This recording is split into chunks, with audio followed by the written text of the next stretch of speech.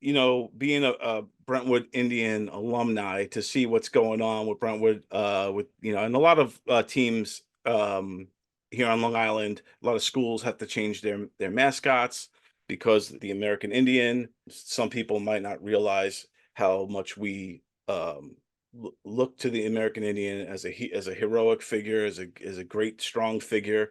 If you look on my sleeve, it doesn't look. Let me make sure that we could see it good here.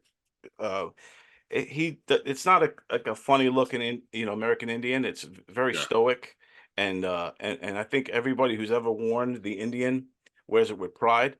Yes. Um, what's your take on it now that's being changed? I think it's in the process now.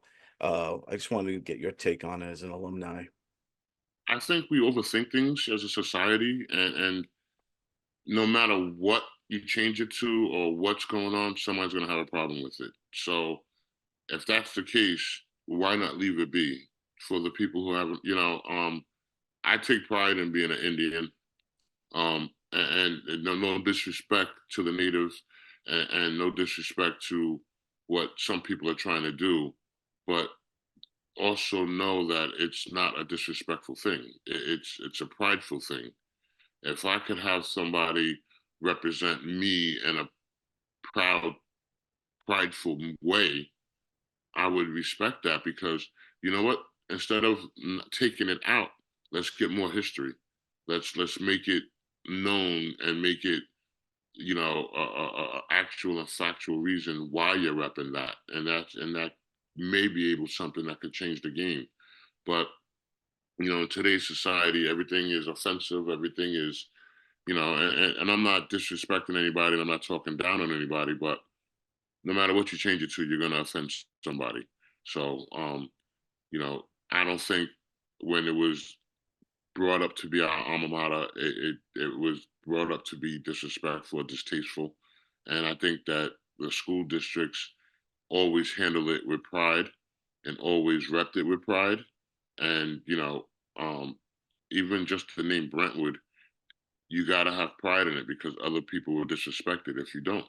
So I believe the name Brentwood and the Indian kind of can kind of resemble or each other just because of how it's looked at from people that's not from Brentwood or that's not Native American or not Indian. So Right. Yeah. there's always two sides to every coin, and I never wanted to offend. I never wanted to bother anybody, but if you could take the good and not just focus on the bad, it might change people's mind.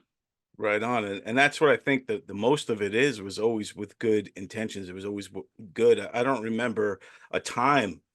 It wasn't until this whole thing happened where the Indian was looked upon as like a mockery or anything less than what we had pride in that logo. We had pride in being a Brentwood Indian. So I know a lot of people were kind of up in arms, against doing this. I know a lot of Brentwood people are not happy that we have to change all of that. But, and they're doing it in three phases. First, they wanted suggestions from the community, then they're going to have a vote, and then they have a logo contest. So, do you have any names that you would, if you had to, And there's going since to we be a have to, and there's going to be a problem with all of it, no matter what. Somebody, as simple as it sounds, and as much as you try to appease, you can't. It's just not possible. There's always going to be somebody. No, you can't do that. That's disrespectful to this or disrespectful to that. Um, I think the name, as long as Brentwood is on there, I think it's strong enough. You know what I mean? right. You call it the Brentwood, whatever. I believe the power comes in being raised in that neighborhood and being raised in that community, and having the same but different struggles as everybody else and coming out successful is what make Brentwood Brentwood. And you could use that for bad or you could use that for good. You choose to use it for good.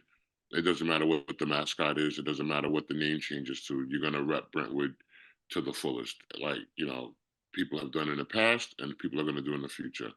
I think we are a force to be reckoned with,